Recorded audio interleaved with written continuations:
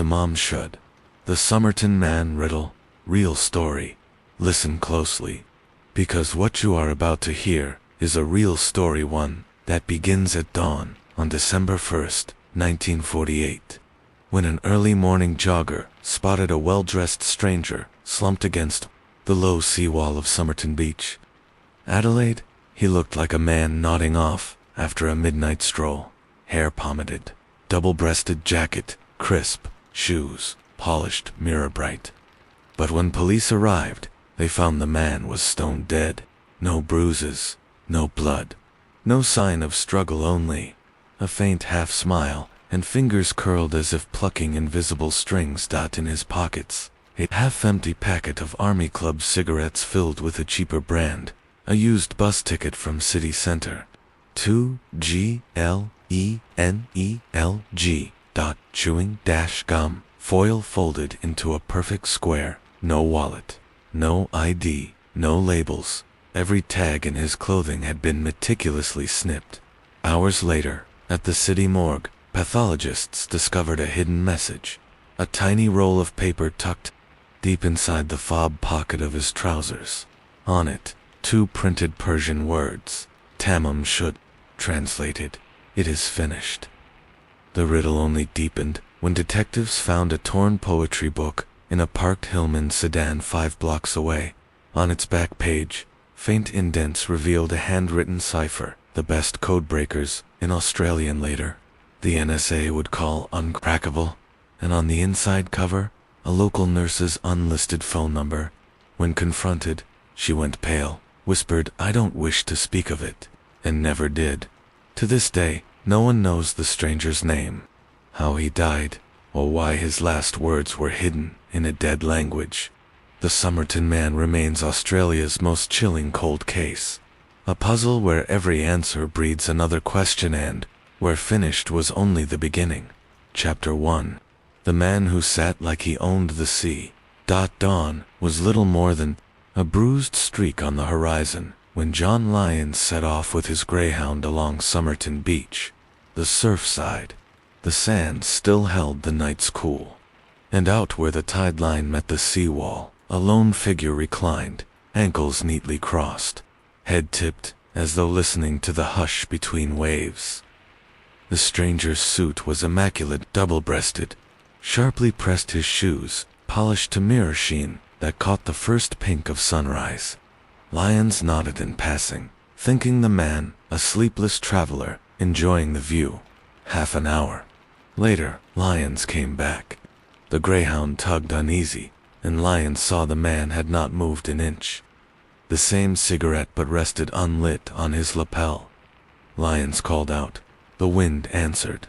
He leaned closer and saw the skin was wax pale, the half-smile unnaturally fixed. When he nudged the polished shoe, the body tilted stiffly, a marionette whose strings had been cut. The jogger found the nearest phone box and summoned the Glenelg police.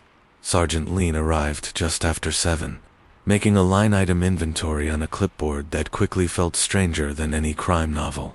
In the man's pockets were everyday things, yet everyone carried a question mark. A used bus ticket from Adelaide to Glenelg, punched just past 6 p.m. A packet of Army Club cigarettes, though every stick inside was a cheaper Kess brand. A square of juicy fruit foil folded twice with geometric care. Nothing carried a name. Every clothing label, collar, waistband, even the lining of his tie had been snipped so clean it was as if they had never existed. At the city morgue, Dr. Dwyer unbuttoned the stranger's jacket and found a tiny secret pocket sewn deep in the waistband of the trousers. A pocket, no, Taylor would add unless asked. Curled inside it was the smallest roll of paper imaginable, like a single white insect. Unfolded gently, it revealed 2 printed Persian words. TAMÁM Shud. It is finished. No rain or sweat had smudged the ink. The scroll might have left the press that very morning. The autopsy turned the mystery darker. No bruises, no external wounds, but the spleen was triple its normal size, and the stomach congested with blood. The pupils were pinpoint tiny, the liver clogged. Yet no poison known to 1948 chemistry left its fingerprint in the tissues. Dwyer wrote, "Death likely due to an unknown agent of extreme specificity." Then circled the phrase, as if unsure he dared to sign it. Meanwhile, Detective Len Brown combed Adelaide tailors and learned the orange thread in the suit came only from New York exporters. No American visitor had been reported missing. Fingerprints dispatched to every English-speaking police service came back blank. Photographs of the serene, half-smiling face ran in newspapers nationwide. No mother, lover, or creditor stepped forward to name him. In the press, he became simply the Somerton Man. 3 days after the body was found, rain loosened mortars in the seawall, exactly where the stranger's head had rested. Inside the shallow hole glinted a torn scrap of tie bearing the brand T. Keene. Detectives cheered until they realized every other tag had been removed except that lone fragment. A breadcrumb or a blind alley. Brown muttered, "Either he wanted us to think his name was Keene or he wanted us to be certain it was not." Then came the biggest revelation of all. A Glenelg chemist handed in a weather-stained copy of Edward Fitzgerald's translation of the Rubaiyat of Omar Khayyam, found tossed on the back seat of his Hillman sedan the night the body was discovered. The final page had been ripped out. Its ragged edge matched the scroll in the dead man's waistband like two sides of a broken locket, under strong light. Indented impressions on another page formed 5 lines of puzzling letters. WRGOAB, ABDMIAO, IWTBIMPAN, ATS codebreakers. From naval intelligence worked through the nights, pencils flying, theories dying. The letters resisted. Every cipher wheel, every statistical key. One officer finally sighed. Either it says nothing, or it says the simplest truth we shall never fathom. And then there was the nurse. Her unlisted phone number lay penciled inside the poetry book's front cover. When detectives knocked on her door, she went gray, whispered that she knew nothing, asked that her name never appear in print. She spoke once more soft, like praying, "I don't wish to speak of it again." She never did, so the man remains, snipped labels, untraceable thread, a torn poem that said finished, and a cipher no one could read. A man who sat against the seawall like he owned the sea, smiled at the dawn, and slipped into legend without telling the world. Even his name, Chapter 2, a phone number, a whisper, and an unbreakable code. The detectives called her Justin. That was not her real name, but it was the signature she inscribed in slim volumes of poetry passed between friends when wartime Adelaide hid beneath blackout curtains. Jessica Ellen Thompson, nurse, 31, quick smile, sharper mind. The knock on Mosley Street 2 days after the Somerton man was found. Detective Len Brown held up the copy of the Ruby. Her unlisted phone number was penciled on the inside cover, a number only family should know. Justin pressed a hand to her throat as though catching a pulse that had slipped away. She said she had once given that same book to a man named Alf Boxall, a soldier she nursed in 45.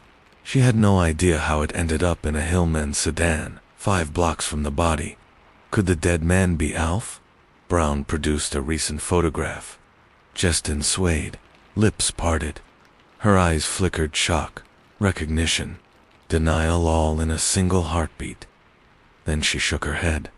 "No," she whispered. "That is not Alf." She asked at the interview end. When Brown persisted, she stiffened, voice brittle. "I do not wish to speak of this again." The detective left with fewer answers than he brought, but he had noticed the small boy peeking from behind her skirt. 4 years old, sandy hair, eyes wide, the child's ears sharply ridged, the upper hollow cupped like a dancer's hand lodged in Brown's memory for reasons he could not name.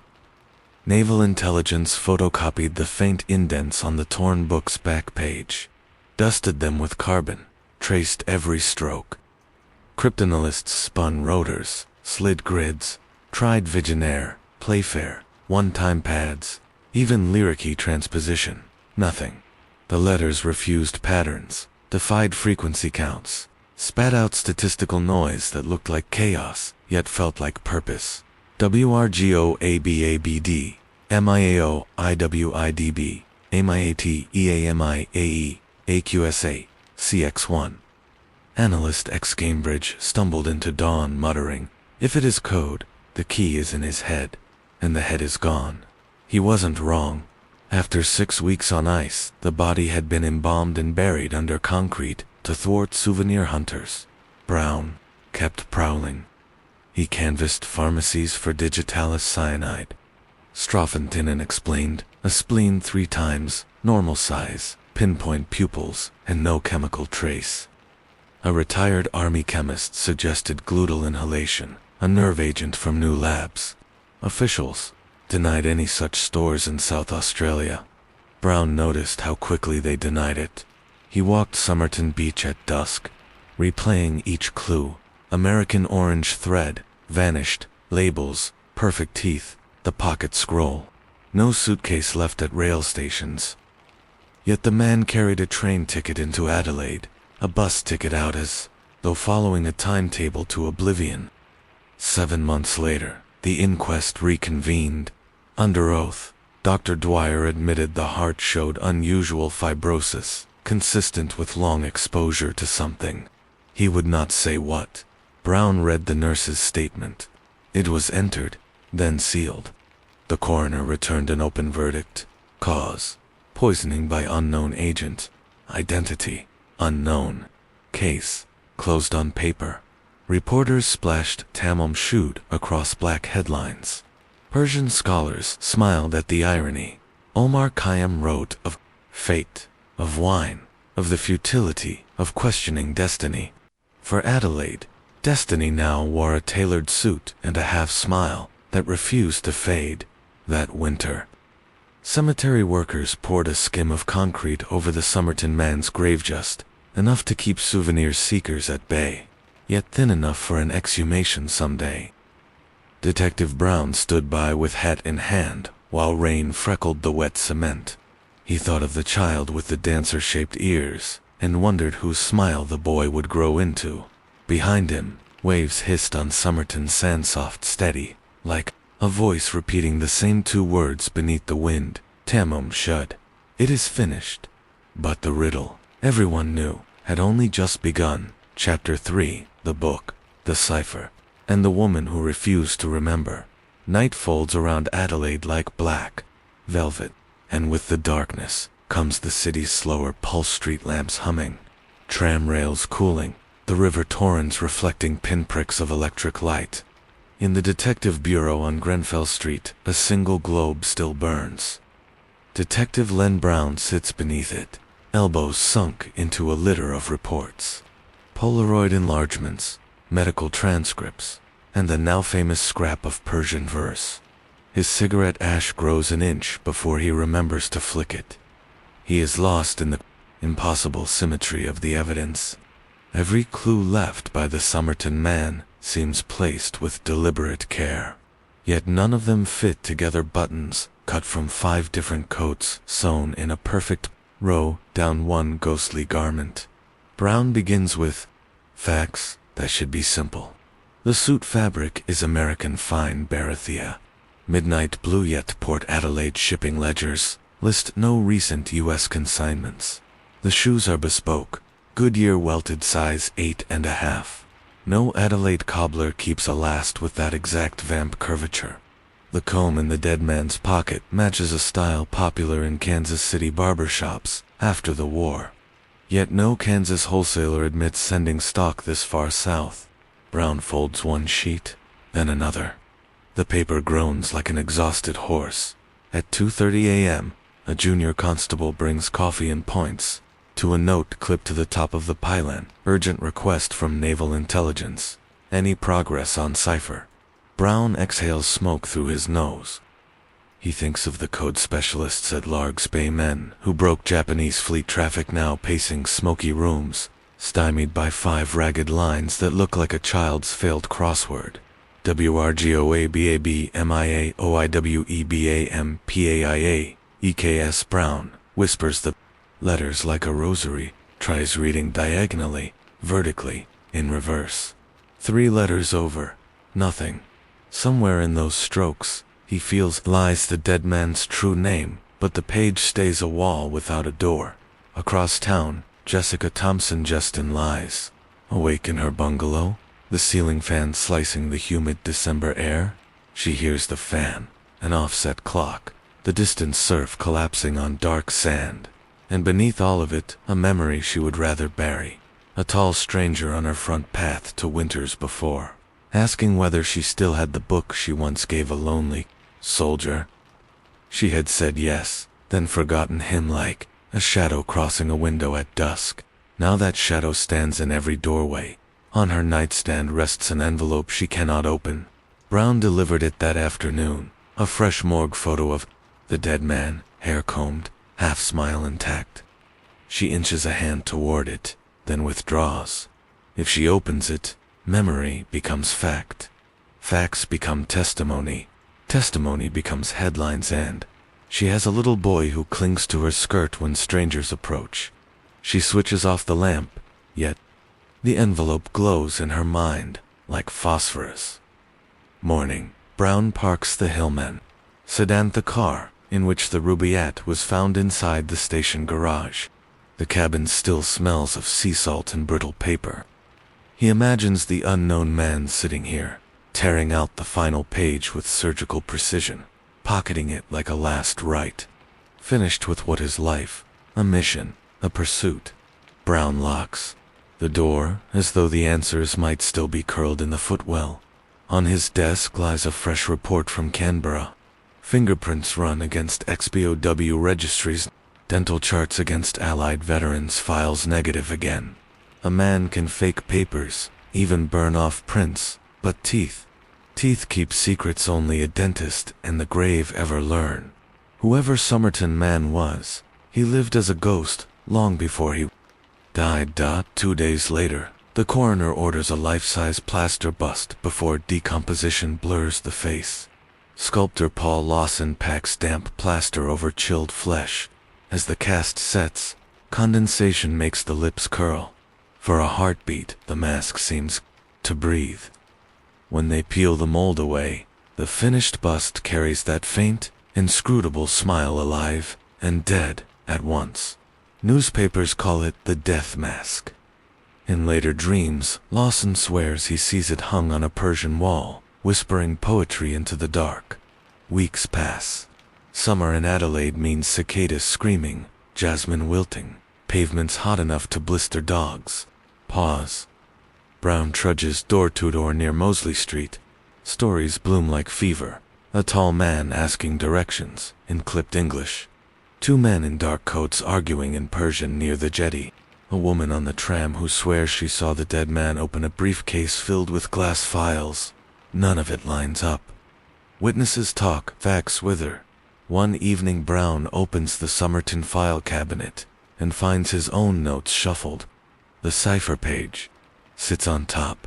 New pencil circles around odd letters, a, then M, then A again. No constable admits touching the file. Brown pockets the key and tries to ignore the churn in his gut. July 1949. The inquest reconvenes. Heat traded for biting wind. Dr. Dwyer testifies that digitalis or wabane could stop a heart without trace, but the spleen swelling baffles him. A toxicologist proposes compound 457, a barbiturate never released from British labs. The Commonwealth denies any such substance.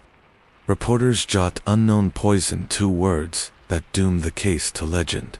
In the corridor, Brown spots Jessica Thompson in a dove-gray coat, kid gloves. By her side stands her 5-year-old son. The boy peers up, same dancer-shaped ears, same solemn gaze. Brown kneels, tips his hat, and the child tilts his head, half smiles, and rests 2 fingers on his own watch, pocket exactly where TAMÁM Shud lay in the dead man's trousers. Jessica murmurs, "Come, love," and guides him away. Brown's heart bangs. Coincidence, or blood recognizing blood? He unfolds the cipher, and stabs a fresh circle around the first letter. W finished. Not even close.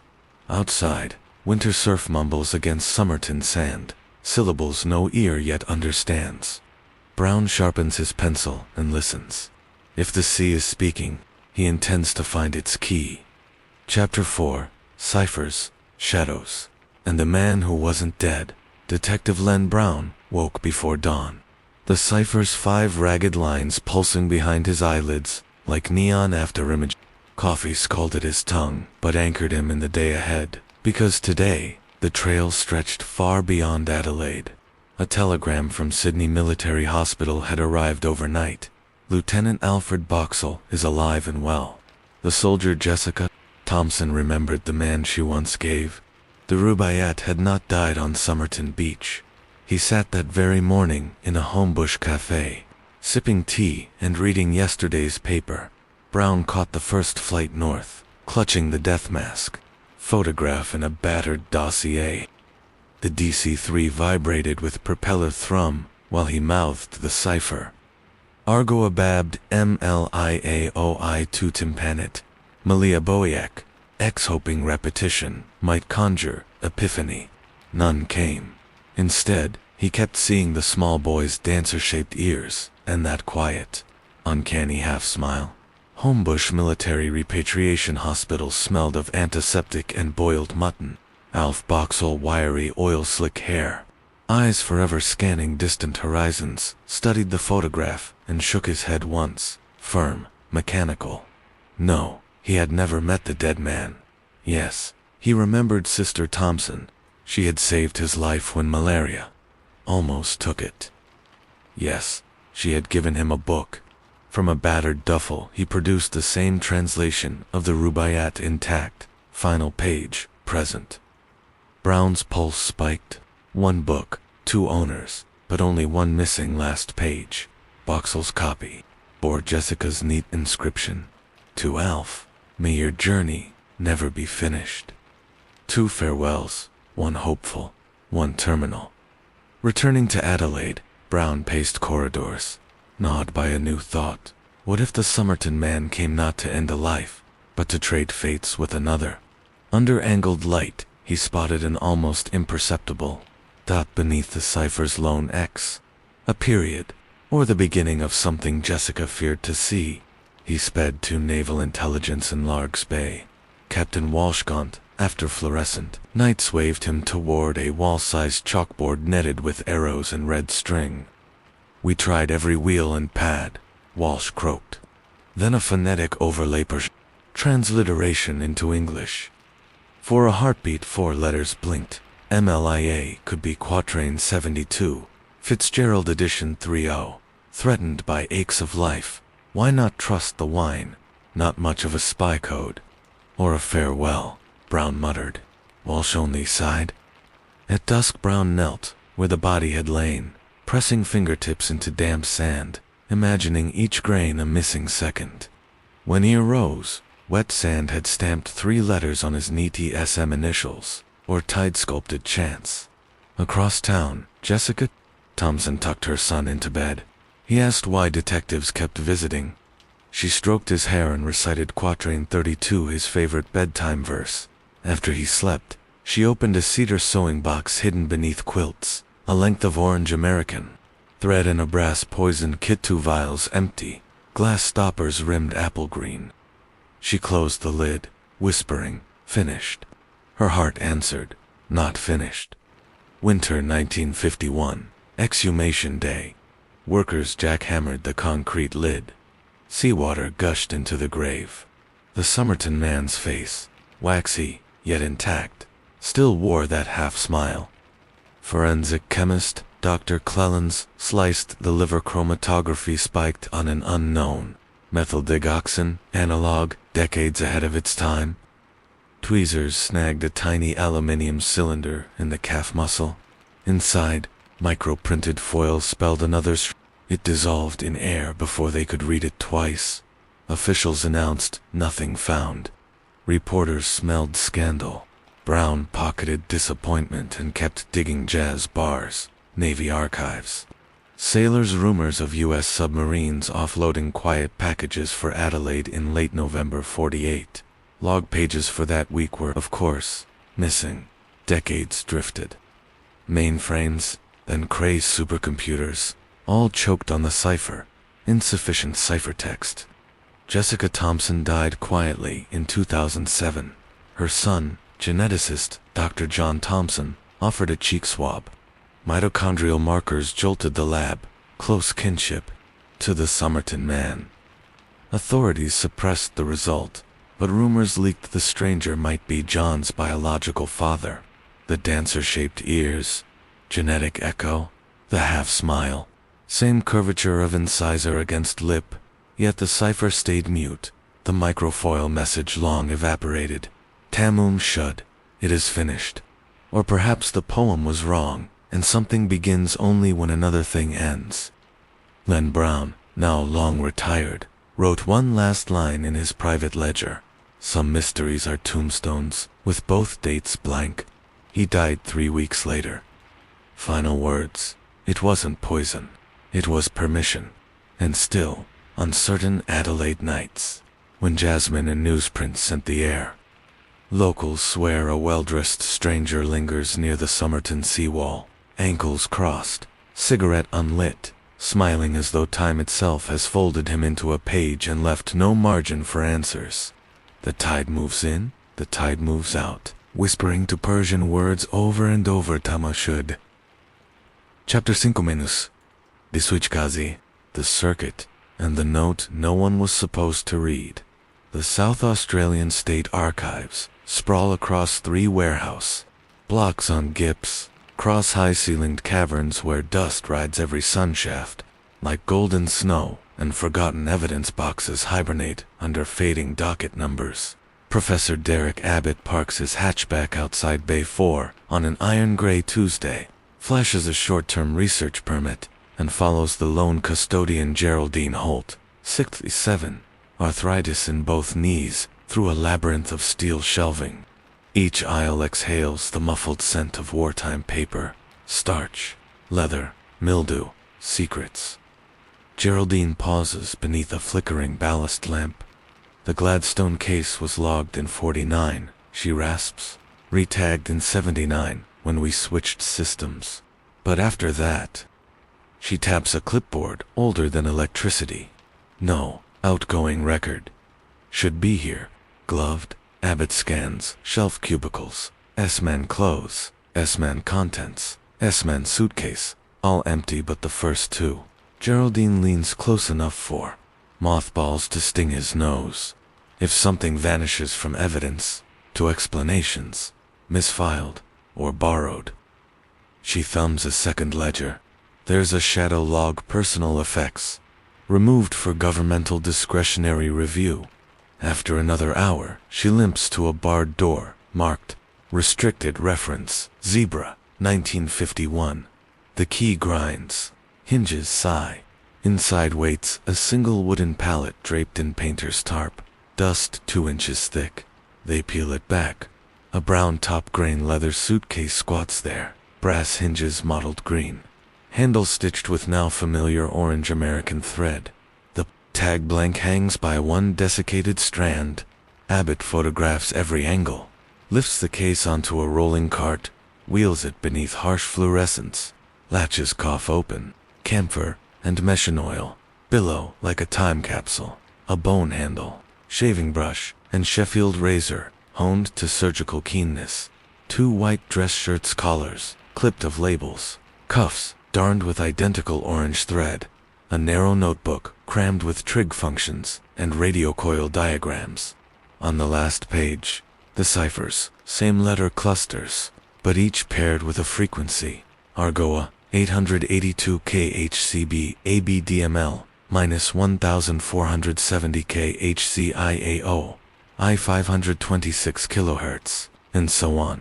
A tin cigarette case holding 4 silver-papered pills, stamped with a stylized QA box containing a prototype pulse correlator, no larger than a cigarette pack, vacuum tubes, copper coils, a winding key like a music box, brass backplate, Property of Defense Signals Directorate Prototype PM-13. Abbott snaps photos until his phone battery warns 8%. The lab lights flutter. A ballast hum climbs an octave. Geraldine mutters. Circuits on the blink again. Abbott hears something else. A faint tremolo leaking from the correlator, like a watch tick slowed to a heartbeat. He slips the device into a Faraday pouch, signs chain of custody transfer forms, and promises Geraldine the best coffee Glen can brew. 3 nights later, in Flinders University's acoustics wing, Abbott arrays the suitcase contents under halogen spots. Graduate assistant Lena Kwang steadies a high-sensitivity mic above the correlator. They wind the key. Tubes glow amber. The device emits a staggered pulse. 3 taps. Pause. 3 taps. Pausable Morse. SOS. Lena freezes. That's a distress call. Abbott feeds the signal into a spectrum analyzer. Beneath the taps rides a 13 Hz subcarrier, the same infrasonic heartbeat that once made Oil Platform Outpost. Thistle sway before it vanished beneath green water. Abbott overlays the notebook frequencies on historic radio charts. They align with decommissioned coastal beacons from Melbourne to Fremantle stations. The Navy used for clandestine navigation before satellites. The Cipher, he realizes, may be no message at all, but a journey. Letters as waypoints, each tied to a beacon. Argoa equals 882 kHz at Outer Harbor. BABDML equals 1470 kHz at Cape Nelson. An itinerary that terminates directly beneath Somerton Beach. He quotes Charles Webb's 1948 rail schedule. Every hop fits a train or bus route, ending the night before his death. Last letter X could mark the final handoff. X for a crossroads where something went irrevocably wrong. Abbott's pulse hammers. He phones Dr. John Thompson, Jessica's son, now wheelchair-bound, but razor-sharp explains the path, the device, the possible espionage. John is silent a long time. Mum spent her last months begging me to burn her sewing box.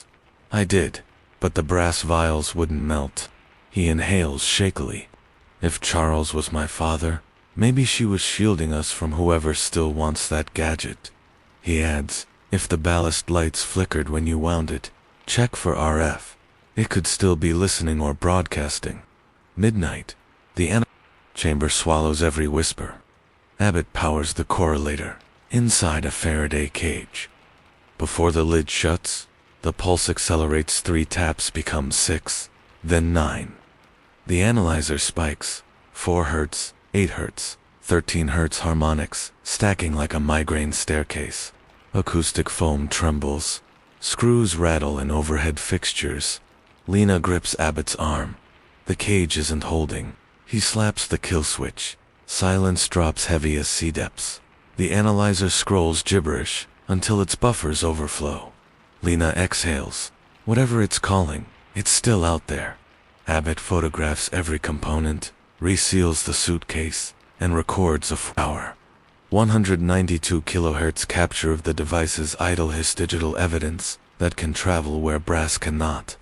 At dawn, he locks the bag in a secure vault. 2 weeks later, his dataset swells. Family trees, Spira telecom memos, Jessica's personnel file, noting a single call to Sydney Naval Intelligence 3 days after the body was found. He discovers Alf Boxall's Army ID, remained active long after demobilization. Boxall had drifted into intelligence work. Perhaps Jessica's inscription, "May your journey never be finished," was literal. Mid-July. He presents his findings to a closed room of forensic colleagues. When he mentions the 13 Hz carrier, a geophysicist slides him a USB drive. Magnetometer anomalies logged off Kangaroo Island the night. Webb died peak. Exactly 13 Hz. No seismic explanation. Lightning. The weather was calm, or something. Artificially coupling ionosphere to ground. Driving home through winter drizzle. Abbott whispers, the Somerton man carried a switch. Someone else threw it. The beacon fired. The frequency echoed. And somewhere a receiver waited.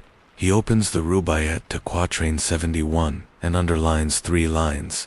Indeed, the idols I have loved so long have done my credit in men's eye much wrong, have drowned my honor in a shallow cup, and sold my reputation for a song. Below it, he writes, IPSW 13 Hertz, then prints a new page header in black marker, unfinished. Outside sea fog slips between lamps, whispering in a voice older than the city, older than Persian verse. Finished yet, not finished. The tide is coming in again, and somewhere, perhaps off Kangaroo Island, perhaps far deeper, a listening post stirs, waiting for the next pulse to know when to wake. Chapter 6. The Frequency That Swallowed Adelaide. Mid-August, 2021. A polar jet surge tore north and smeared the South Australian sky into bruised marmalade. Professor Derek Abbott had not slept in 36 hours. The Somerton suitcase, newly rediscovered, briefly studied, was suddenly gone. Again. Spirited from the evidence vault by a defense signals courier holding a handshake order marked Directive Airy. The absence gnawed at him, but a 4-hour, 192 kHz recording he'd captured inside Flinders University's anechoic chamber still crackled on his laptop like a coiled serpent. Each listen revealed new shards, sidebands at 53 Hz, faint M whispers slurring into Persian vowels, and beneath everything the relentless subcarrier 13 Hz. 13 Hz. 13 Hz beating like a second heart within the audio dot. If defense had buried the hardware, Abbott decided, the data had to sing. He uploaded the raw file to a cloud locker disguised as bird migration telemetry, then drove back to Flinders. Graduate assistant Lena Quangley's rimmed red in the acoustics bay. Overnight she had run a spectrograph on the 13 Hz pulse and overlaid it on historic anomalies. Somerton 1948, Kangaroo Island 1948. Outpost Thistle, 2025. The patterns matched, not just in frequency, but in modulation, depth, and harmonic decay. 3 events, 73 years apart, driven by an identical fingerprint. Lena tapped a stylus on her tablet. If it's a beacon, it's cycling, and it's due. She displayed an equation built from distances between anomalies, divided by time offsets in Julian days. The quotient settled on 1096.25, most exactly 3 solar years. The last surge had been June 2025 at Thistle platform. Next window, if the pattern held, fell December 2028. Abbott rubbed his temples. We have 7 years to work out what wakes up when that beacon fires, or the next pulse could be centered under Adelaide itself. That evening he visited Dr. John Thompson, Jessica's son, in a North Glenelg unit, where rain knuckled the corrugated roof. Abbott outlined the 3-year cycle and the defense blackout. John lifted trembling hands. Mum said the world is full of watchers and talkers. Charles, he still could not say father, was a watcher who became a talker. Talkers don't last. From a scorched cedar sewing box he produced 2 brass vials, empty now. Glass threads stained pale apple green, and a Polaroid dated 1948. Jessica on Somerton sand, cradling her infant, Alf Boxall a pace behind. Charles Webb, half out of frame, head turned to the sea, as though listening to music no one else could hear. Abbott scanned the photo at 1200 dpi that night, noting a faint bulge in Webb's breast pocket, the correlator or another device never found. On Monday, Abbott briefed a clandestine tri-agency panel in Canberra Defense Signals, Aussies, the security liaison. He mapped the Cipher onto 1940s coastal beacons, played the 13 Hz carrier, replayed sonar of Outpost Thistle's final minutes. When he requested full access to the suitcase hardware, gray-haired Colonel Rusk interlaced his fingers. That artifact is now Commonwealth property. We will handle analysis. Your services are concluded. Abbott left, flanked by polite escorts, who even pressed the elevator button for him. In the car park he found his phone wiped, SIM fried.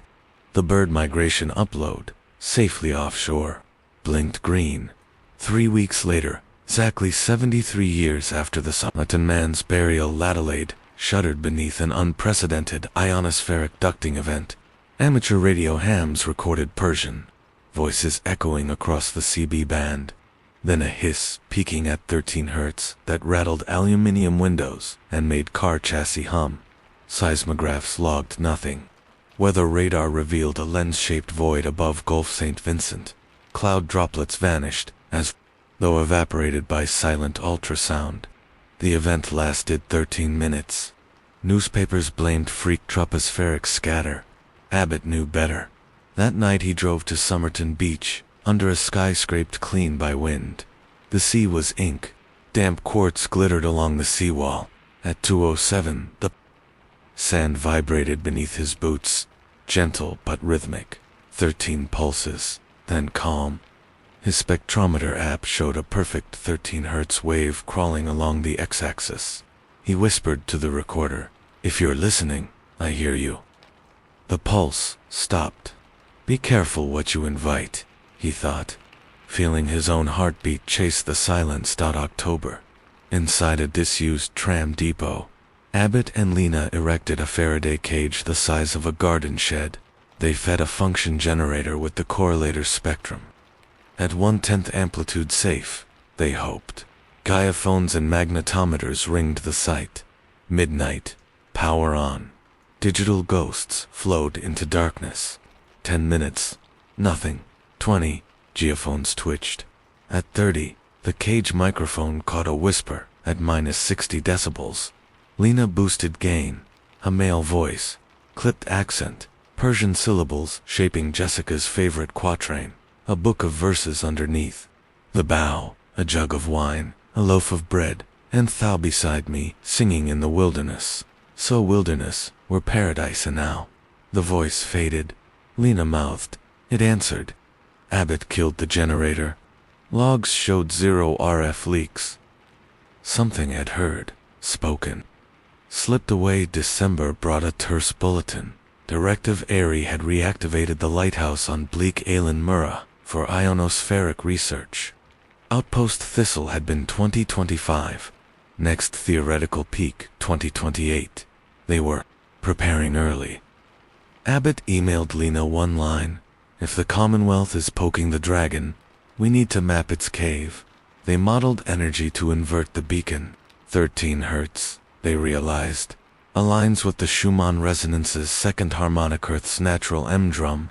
Webb's correlator might have been a tuning fork for the planet itself. A whisper through crust, ocean, sky. To whom or to what remained unanswered. Abbott scoured Cold War archives. Soviet Project Kuza, American Project Sanguine, both, ELF submarine channels. Webb, an electrical instrument maker, could have been prototyping an ultra-low frequency covert link, murdered for it. Or a martyr by choice. TAMÁM Shud, mission complete. Yet the spleen swelling, the rare barbiturate traces. The poem page left in a waistband. He wanted someone, someday, to ask the right question. Abbott slapped a yellow post-it on his laptop lid. The real question isn't who or how. It's what happens next. Christmas Eve 2021. Somerton Beach glowed with charity vigil candles. Abbott walked the tide line, recorder off. Between waves he heard a faint metallic tick, tick, tick. Exactly 13 beats. Then hush. He looked up. No stars, only a green filament rising from the dark gulf, thin as fishing line, vanishing into low cloud. Salt wind whispered to Persian words, "TAMÁM Shud." Abbott exhaled. Fog replied, "Not yet." The sea breathed quietly, almost amused. It would return in 2028. So would he. Chapter 7. The Echo Loop, and the date. No one can miss night shrouds. Adelaide in a hush thick enough to taste, when Professor Derek Abbott receives an email flagged. Urgent.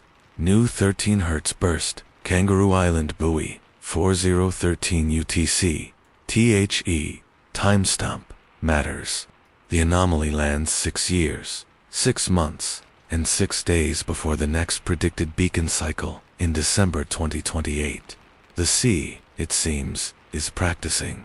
Abbott races to the acoustics lab. Graduate assistant Lena Kwong is already streaming raw hydrophone data. On screen, the waveform rises like a jagged skyline primary at 13 Hz, overtones at 26 and 39 Hz, then a strange 63 Hz plateau, the fourth Schumann harmonic. Lena whispers, "It's learning to climb." They overlay yesterday's Somerton Beach recording.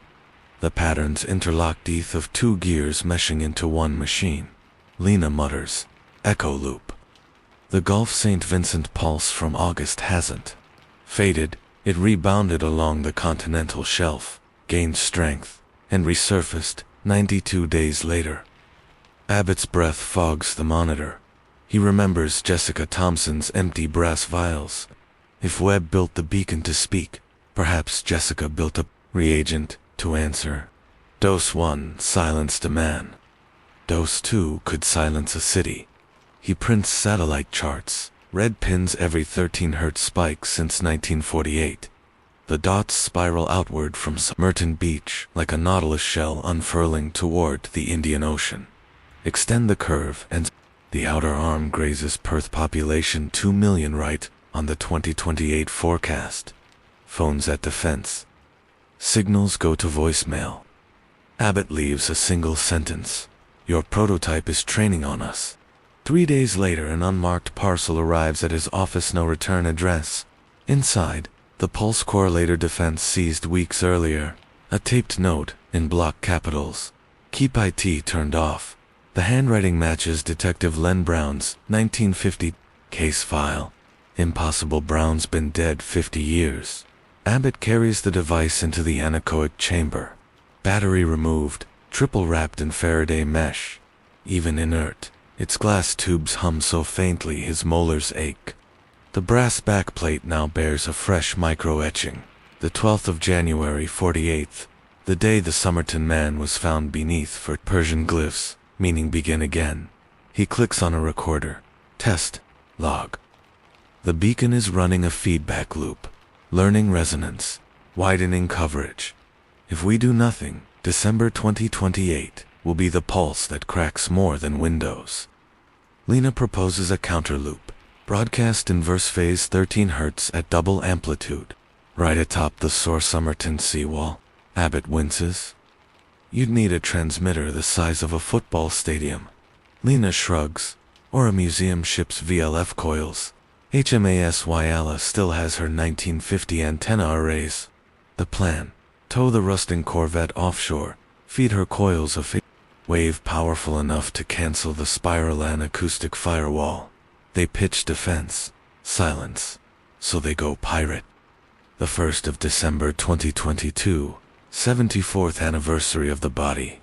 Cold rain weaves silver curtains over Gulf St. Vincent as a ragtag crew of acoustics, postgrads, ham radio hobbyists, and one retired sonar chief haul copper cable aboard the Wyala. Abbott rides along, the correlator sealed in a lead case, heart tattooing his ribs. 2347 local. Power surges through the coils. A deep antipulse rolls into the sea subaudible thunder. Gulls lift shrieking. Magnetometers spike. Lena's headset crackles. Standing waves stable. Seconds stretch like wet wire. Then the deck judders, the ocean answering with its own pulse. Older, vaster. Copper windings whine. Fuse banks. Glow cherry. Boost 10%, Abbott orders. Lena warns insulation will melt. He repeats, 10. The antipulse punches harder, momentarily nulling the sea's roar. Silence like the planet forgot to breathe lasts for heartbeats. A third waveform erupts, higher, braided with Persian vowels and something wetter. The bridge gyrocompass spins, lights die. A transformer the size of a fridge explodes and sparks. Blackness swallows the deck, yet above the surf, nothing. Windless sea, flat as slate. The echo loop has stopped. Lena's voice returns, tiny. We zeroed it. Abbott opens the lead case. The correlator lies dead. Condensation beads across its brass plate, arranging themselves into 3 words. Not yet finished. A second later the droplets evaporate. Back ashore. Seismographs confirm. 13. Hz energy has dipped below background noise. But infrasound arrays across the Nullarbor detect a lone outbound pulse racing due west as if the ocean flung a final stone toward deeper water. Sleepless. Abbott scrolls maritime alerts at 2 a.m. off the Cocos Keeling Islands. A French research glider logs an odd whale call. ATS 13 Hz. Single ping. Then silence. Extrapolate the spiral. Landfall Southeast Africa. June 2025. On his office whiteboard he writes in block letters, "We bought time, not peace." He circles deck 2028, draws a line through Adelaide, Perth, Durban, and Cape Town. The sea, he realizes, has many doors. Closing one only teaches it to knock elsewhere.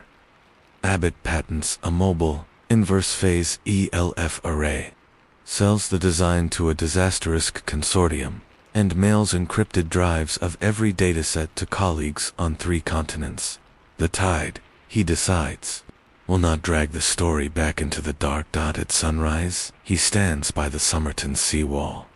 The stone still carries a faint hollow, where Charles Webb leaned and smiled at a secret only he and the ocean shared. Abbott presses his palm to the scarred mortar TAMÁM Shud. He asks the waves. The tide answers with a soft, uncertain hush like a sleeper turning in dreams, but not waking. Not yet. Chapter 8. The Wave That Learned to Cross Oceans. Mid-June 2025. The autonomous saildrone Calypso 7 drifted 900 kilometers southwest of the Cocos Keeling Islands.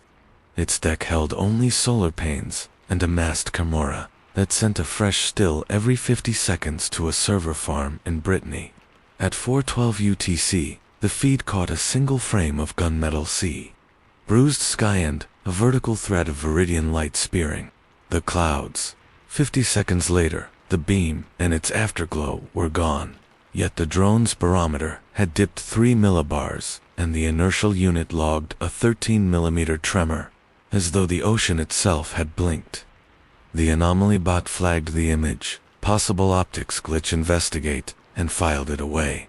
3 months later, trawling obscure telemetry at 2 a.m., Professor Derek Abbott searched Coco's glider strange green beam.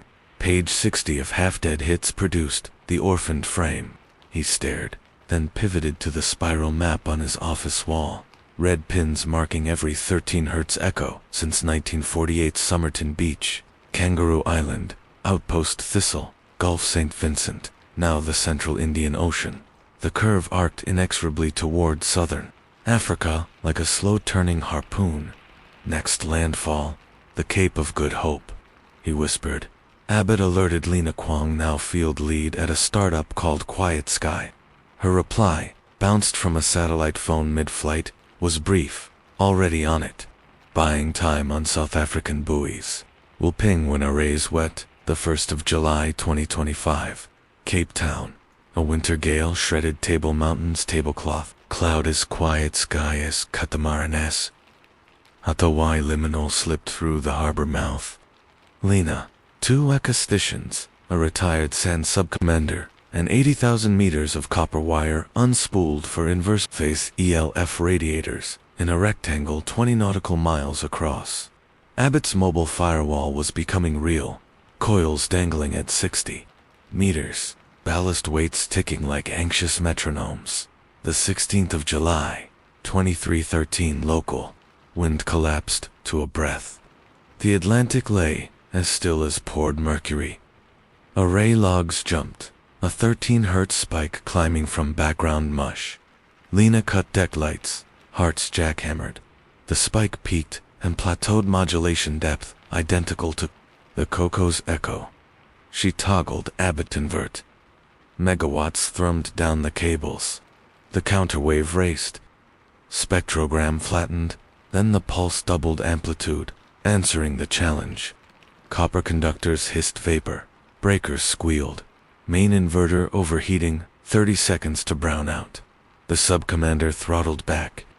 Phase alignment. Held.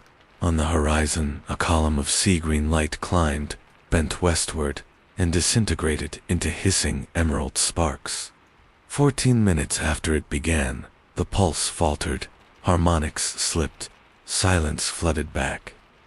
Lena's log would note, event. Damped, not neutralized.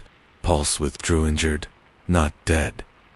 August rains needled Jessica Thompson's grave when Abbott laid a white rose and murmured, "Your silence kept a secret that's still moving." His phone buzzed Lena again. A WAV file awaited. 3 slow. Morse dots, 3 dashes, 3 dots, then 4 Persian syllables, machine translated as not yet finished. The sea was repeating Charles Webb's farewell, mutated and multilingual. Abbott wrote to Australian and South African naval commands, attaching predictive models for December 2028. Responses spoke of risk assessments and fiscal calendars.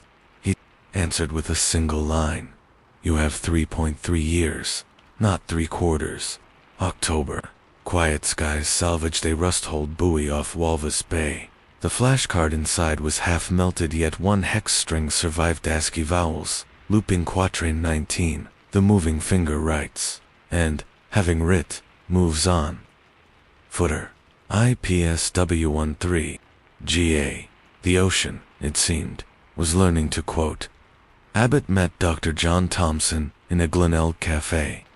His hypothesis chilled them both. The correlator wasn't merely a beacon, but a seed algorithm, teaching the planet to resonate as a single communication cell. Jessica's brass vials might have primed human tissue-enlarged spleen. Pinpoint pupils turning Charles Webb into the first resonant amplifier. Maybe, John whispered. His mother hadn't silenced Webb but tried to stop a broadcast. Late December 2027. Antarctic westerlies battered South Australia while Lena modeled the 2028 pulse, unchecked. Infrasound would reverberate through aquifers, shake skyscraper foundations, perhaps trigger a quake along the Flinders Range. Firewall has to be global. She told Abbott 4-phased arrays. For Oceans. Pretoria approved funding after Quiet Sky demonstrated the Walvis WAV. Canberra, Wellington, and Santiago followed. Fiber off King Island Phase 1 anchor. June. Coil farms went wet in Drake Passage and on Kermadec Ridge. Sailors nicknamed them whale lullabies. September. A Navy drone off Somalia logged a weak 13 Hz, Burpunli, the fundamental, conserving energy, Abbott guessed. Lena likened it to a cat coiling before a pounce. 1. December 2028, 001 UTC. Somerton Beach was cordoned, yet restless tourists. Ghost hunters, live streamers. Abbott buried sensors in sand and tuned his earpiece to global telemetry. Lena's voice crackled from Cape Town, arrays nominal, prepulse sea state calm, 013 UTC. Air thickened, Abbott's eardrums bowed. Inward, phones died. Spectrograms blossomed, a 13 Hz fundamental yet 80% lower than models. It's slipping under, Lena shouted. The pulse had dived into mantle waveguides, bypassing coastal arrays to re-emerge along mid-continent rifts. Size lit across the Flinders. Country towns felt a rumble like a massive truck passing. Coil farms dumped megawatts into bedrock. Within seconds the quake hushed. Waveform flattened. Abbott knelt, pressed a palm to send no hum. A shout rippled through the crowd. Faint green sparks leapfrogged the gulf, racing south retreat along the spiral. Lena's voice, softer now. We bought another cycle. Vector analysis pointed to the Prince Edward Trench, abyssal and remote. Cycle stretch had grown 6 months last rotation. Next window, 2031. Abbott gazed at the seawall. The old hollow where Webb had reclined seemed finally too smooth, as if the sea itself was sanding history away. TAMÁM Shud, he whispered. The surf answered in Persian lilted English, so faint he almost doubted it. Not yet, but closer. He folded his sensors and walked beneath a moon scraped thin as a scalpel. Behind him, Somerton Beach was just beach again, no Morse, no heartbeat, only the timeless conversation of water and shore. He managed a tired half-smile very like the one on Charles Webb's death mask, then said to the wind, "Finished for tonight." Chapter 9. The Abyssal Key. Winter solstice 2031 arrives with no sunrise at 49s, only a charcoal smear above the southern ocean and sleet that stings like ground glass. 300 kilometers southeast of Marion Island, the converted cable TSS Nix rides 10-meter swells, decks blacked out to hide her profile from orbit. On her aft A-frame hangs the bathyscaphe Kayam, Ling E.A., titanium, teardrop rated 411-kilometer depths, and wired nose tufin with inverse phase ELF coils. Professor Derek Abbott, shoulders now stooped, watches the ballast crew dog the last hatch bolts. His fingertips throb with a ghost ache, the same ache he felt the night the Somerton sand hummed. He murmurs into a throat mic, "Payload secure. Begin wet launch." The winch screams. Freezing spray hammers the hull, and Kayam, Ling Yi drops into black water that swallows her lights in one breath.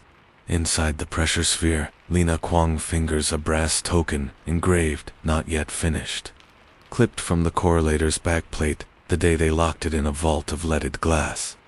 Her co-pilot, Sand Commander Sifo M. Bell, murmurs ballast numbers and throttles the descent jets. Depth 1,000 meters, 3,000 meters, 7,000 m. ELF baseline, flat. Hold temp 1.4 degrees Celsius at 9,040 m. The trench floor resolves on sonar, a ragged rift fissured like a lightning scar. At its center stands an impossible geometry. 6 basalt pillars grown with manganese nodules, linked by a lattice of copper-green filaments that pulse once every 13 seconds up. Heartbeat slower than any clock. Mbele whispers, "It's alive." Abbott's voice crackles, overcomes, more likely an organ pipe. Earth's mantle is the lung. Webb only gave it a mouthpiece. Lena arms the coil array and begins the anti-canticle, a counterwave calculated to choke the resonance at its deepest node. Coils glow, cerulean. Cabin needles quiver. 13 Hz thunder rolls through the titanium skin, trying to shake bolts loose from time itself. 013 UTC. The cycle's cremation point. They fire the full inversion. Wave versus wave. Planetary drum versus human tuning fork. Cabin lights, strobe. Pressure alarms wail. Condensate freezes in midair. Sonar shows the basalt pillars, splintering cracks, spidering up their fluted sides, but the pulse does not die. It shifts, sliding up to 14.7 Hz, just outside the firewall envelope. Bell shouts, "It's climbing the harmonics." Lena overrides safety, pushes coil current 120%. Circuit boards smoke, fingertips blister. Still, the trench heartbeat dodges the kill note like a serpent coiling around a flute. Abbott's voice cuts in. "Horse, the seed algorithm can adapt. You must deton the source medium, not the note." Lena's eyes flick to a graphite canister.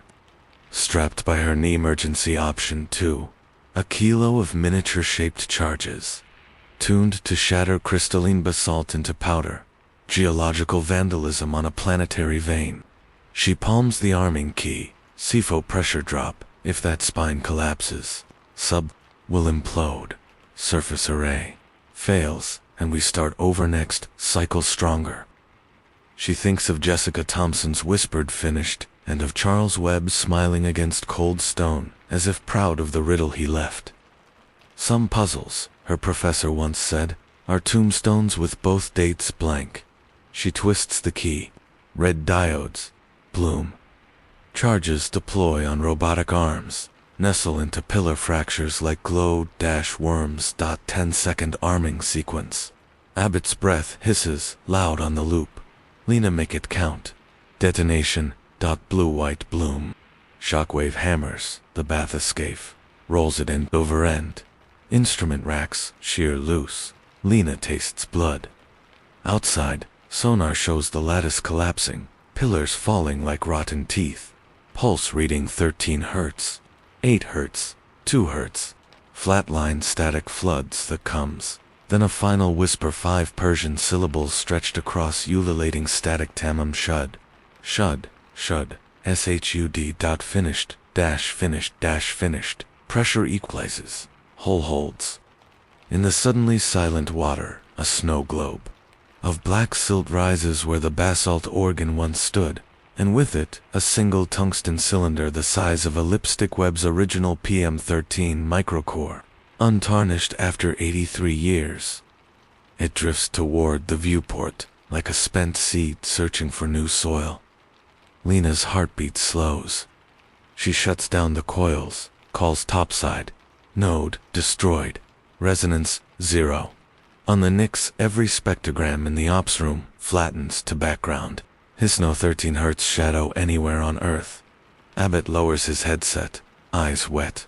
Copy, KME. Bring home the proof. 6 weeks later, global seismographs remain quiet. Car chassis no longer hum at night. CB radios carry only static and gossip. News outlets cite deep-sea mineral collapse, but conspiracy forums talk of a trench quake that never made a wave. Abbott files the final report. Resonant driver neutralized. Planetary Schumann baseline intact. He refuses to publish coordinates. Lena stores the tungsten core in cryo-argon and tapes Jess Thompson's brass vial beside Ida closed circle in a foam-lined box. On a calm August dawn, Abbott stands alone at Somerton Beach. The seawall dent is gone, eroded smooth by tide and time. He places a new plaque in the sand and marked, save for 2 words, etched in stainless steel. TAMÁM Shud. Gull wheels overhead. The sea hushes like an ordinary sea. For the first time since 1948, there is no hidden beat beneath the surface. Silence wide enough to start a new story. Abbott exhales and smiles, no mystery smile, only relief. Finished. Chapter. Days. Menu stamo Shud. Again. Point 1, December 2048, 100 years to the day. Morning light smolders over Somerton Beach. Painting. The seawall, a color halfway between new copper and old blood. A modest crowd gathers. Historians, stray journalists, an elderly man in a wheelchair with dancer-shaped ears. A woman whose lapel pin reads Quiet Skifield Ops. No live streams, no drone buzz. The centenary ceremony is intentionally small. Professor Derek Abbott is absent. He died the previous spring, 79, after mailing one final flash drive to every major seismology institute with the subject line Trust, but verify 13 hertz watch list. Today, his ashes ride in a brass urn tucked beneath Lena Kwong's arm. The mayor's speech is brief. A mystery that once defined our city, but the public address hum behind her feels eerily silent, without that buried second heart. When she unveils the new memorial plaque, everyone sees the 2 stainless steel words, Abbott requested TAMÁM SHUD, finished. Lena steps forward next.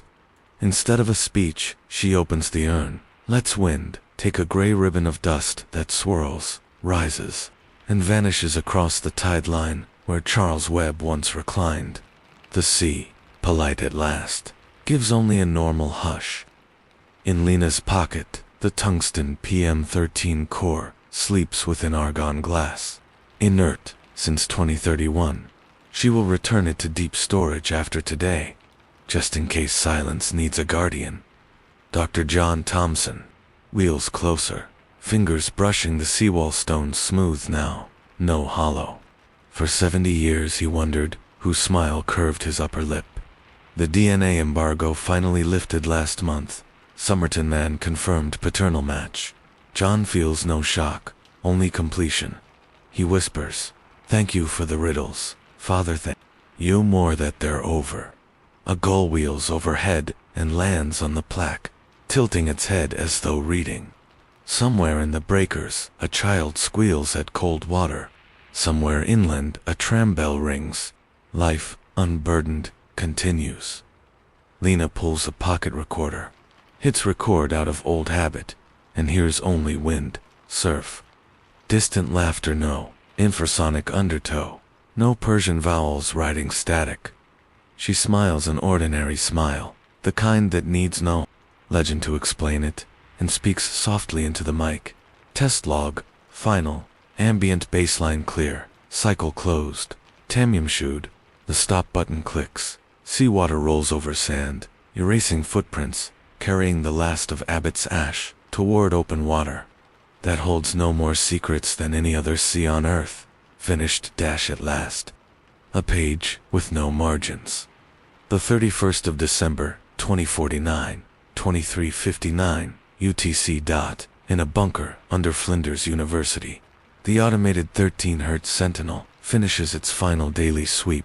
For 632 nights straight, it has logged only wind, whales, and ordinary tectonic size.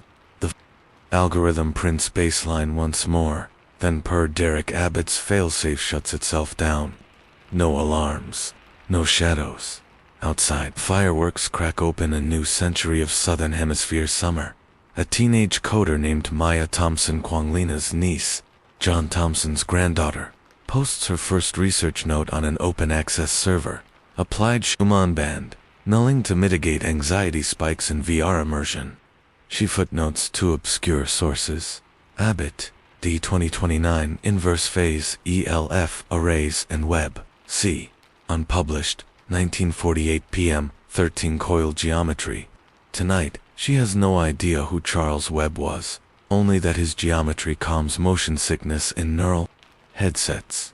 The Riddle's bones have become a tool for comfort alchemy, from terror to utility.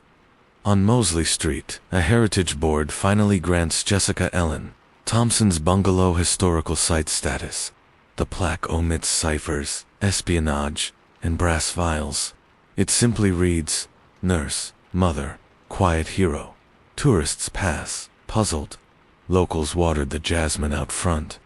In spring, the scent carries down to Somerton sand, mingling with salt, the way it always did, at Glenelg Cemetery. A modest headstone bears two names, side by side. Charles Theodore Webb, Jessica Ellen Omasoan there. Story ended. The Echo visitors leave scraps of poetry, mostly Omar Khayyam, sometimes song lyrics. One night someone pencils a single X on the stone, and underneath, very small, permission granted. By morning, the rain has washed it away. A final archived email from Derek Abbott surfaces in a digital time capsule release. If the sea ever speaks again, listen first, fear second, answer last. But until that rest, researchers tag the quote Abbott's law and move on to quantum gravity forecasts. Earth's Schumann resonance still drums at 7.8, 14, 20 Hz. Ordinary, unremarkable. Somewhere, a newborn hears surf for the first time and decides the sound is laughter. Somerton waves keep folding onto shore, each one erasing itself, each one whispering nothing more exotic than what all waves say. Begin again. The page has no more margins left to write. In TAMÁM Shud. If the echoes of Somerton kept you listening till the very last wave, leave a like to mark your footsteps in the sand. Drop a comment with your own theory. And subscribe so you're here for the next mystery before the tide washes it away. Tap the bell. Let's keep the signal alive.